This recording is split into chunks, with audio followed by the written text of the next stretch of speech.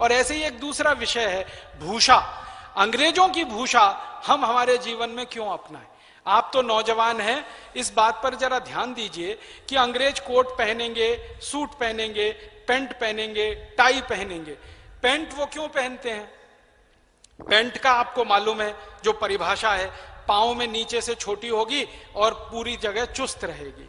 अब ये pant England में पहनने की परंपरा 14वीं-15वीं शताब्दी से आई, और वो 14वीं-15वीं शताब्दी के पहले बड़े दुखों में रहते थे, क्योंकि पैंट ईजाद नहीं हुई थी, तो वो चर्म खाल लपेट के रहा करते थे।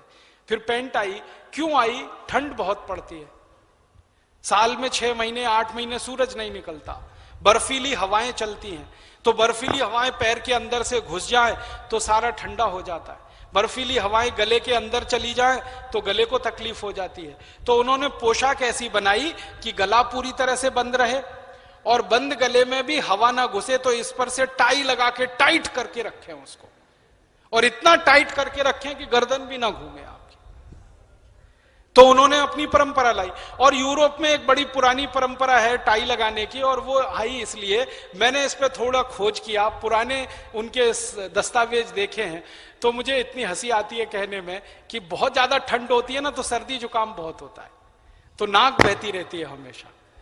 तो उनके यहाँ पुरानी परंपरा ये थी कि कागज रखते थे जेब में, पोछ पोछ के हर समय नाक सुड़ुक सुड़ुक सुड़ुक सुड़ुक, तो पोछा रख लिया, पोछा रख लिया, अभी भी रखते। हाँ हाँ।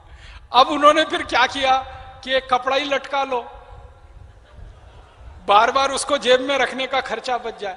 वहां से ये टाई की परंपरा निकली, अब वो स्टेटस सिंबल बन गई, और उसको हम अपने गले में लटका के घूम रहे हैं।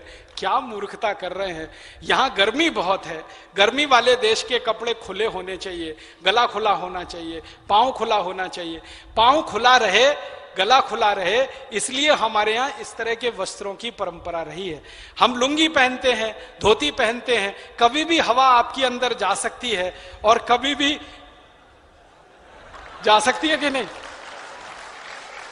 अब आपने पैंट चढ़ा ली और ऊपर से टाइट जीन्स चढ़ा ली, वो चढ़ती भी नहीं है, तो जमीन पर लेट जाते हैं, 45 डिग्री पे पैर उठा के फिर खींच खींच के चढ़ाते हैं, और उतारते हैं तो फिर खींच खींच के ही उतारनी पड़ती है, और अंदर का बहुत कुछ उतर जाता है उसके साथ में। ये कहां आप फंस गए हैं इस चक्कर में। हटाइए इसको अपने जीवन से। ये अंग्रेजी भूषा का मोह छोड़िए। टाई नीचे पैंट, फिर टाई और कोट भी तो पहनते हैं। हाँ, गर्मी में, और गर्मी में कोट, 45-47 डिग्री तापमान। और मुझे इतनी तकलीफ होती है ये देखकर कि दूल्हे राजा घोड़ी पे चढ़ के बैठे हैं, 3 पीस सूट चढ़ाए हुए, गर्मी में 45 डिग्री 50 डिग्री में। कहां जा रहे हैं जी? शादी कराने जा रहे हैं। मूर्खाधिपति दिखाई देता है वो, मूर्खों का भी अधिपति। 3 पीस सूट और टाई और घोड़े पे चढ़ के। आपको मालूम है घोड़े पर चढ़कर बैठने की ये पोशाक नहीं है टाई सूट। घोड़े पर चढ़कर बैठने की पोशाक तो धोती है, जो पीछे लांग लगाकर बांधी जाती है ना, उससे आप घोड़े पर चढ़कर बैठ सकते हैं, क्योंकि दोनों पांव आपके स्वतंत्र रहते हैं। आप मराठी स्टाइल की धोती पहनना जानते ना, वो घोड़े पे चढ़कर बैठने की पोशाक है। ये 3 पीस सूट और टाई नहीं है। कई बार पैंट फट जाती है पीछे से, क्योंकि टाइट होती है, और घोड़े पर चढ़ने के लिए ज्यादा लंबी दूरी तक पांव को आगे लाके डालना पड़ता है। तो आप ये सूट, पैंट, टाई, कोट, और ये गरम कोट और काला कोट, ये सब हटाइए। टाई से आंखों की बीमारी भी होती है, जो ग्लूकोमा की प्रॉब्लम बढ़ रही है, इसमें बहुत बड़ा कारण जो है टाई है।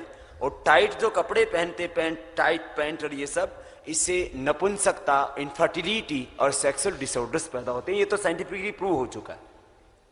अब आप टाई बांधते हैं ना, तो यहां जो आपकी नसें हैं जो खून का प्रवाह करने के लिए भगवान ने आपको दे रखी है, वो भी बंद हो जाती है ना।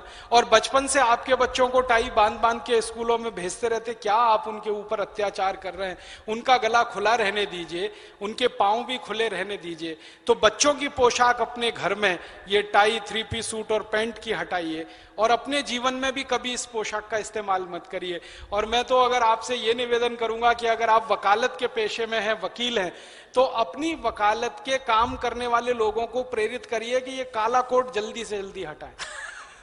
ये अंग्रेजों की परंपरा का है। आपको मालूम है इंग्लैंड में काला कोट पहन के वो न्यायाधीश बैठा करते थे, ऊपर से चोगा लगाते थे और चोगे के ऊपर वो टोपा लगाते थे। हाँ, देखा है ना, वो सब नकली विग वाला, वही हमारे हिंदुस्तान में आ गया। अब अंग्रेज चले गए, उनको गए हुए 62 साल हो गए हैं, अब हम वो काला कोट क्यों पहने?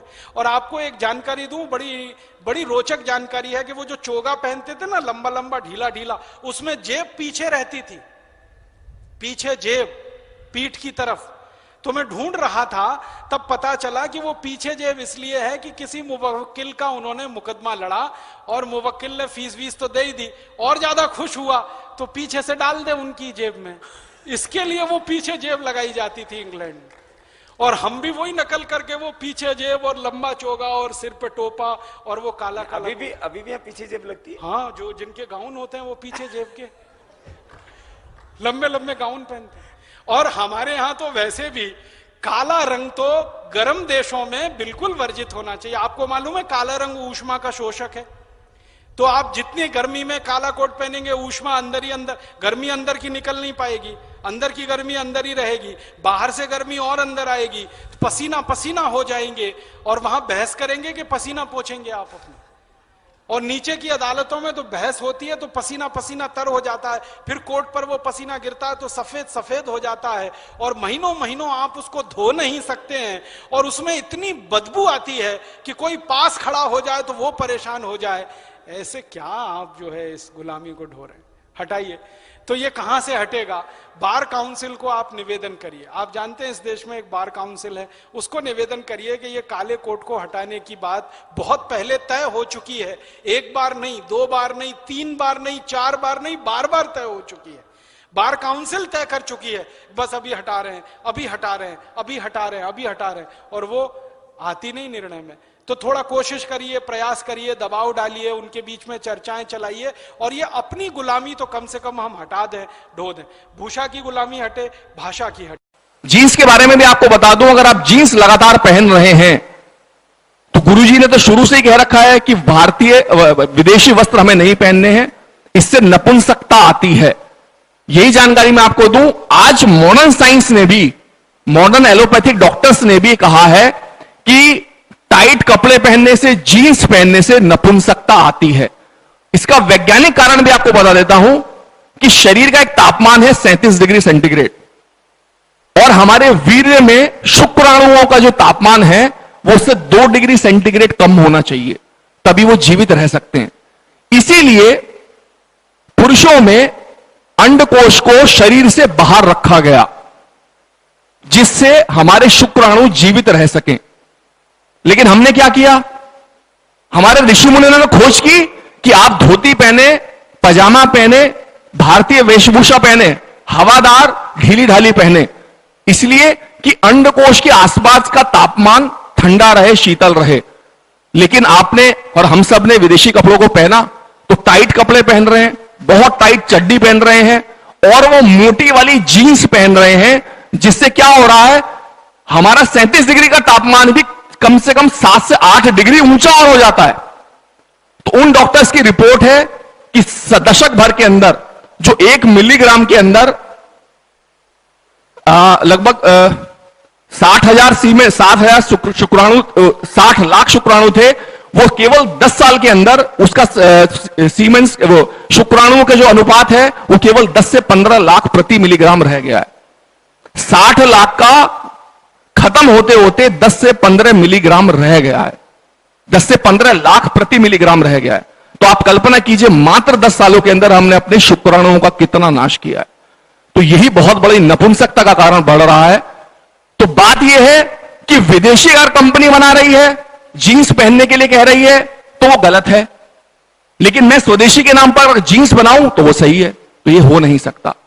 तो आप सभी से यही आग्रह है कि मूल समस्या को समझिए, स्वदेशी की अवधारणा को जानिए। राजीव भाई ने पूरा जीवन इसी बात पे लगाया।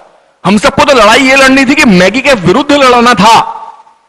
मैगी के विरुद्ध लड़ने का अभियान ये नहीं हो सकता कि गुरुदेव और मैं और हमारे जो जितने भी स्वदेशी गव्य सिद्ध हैं वो मैगी बनाना शुरू कर दें।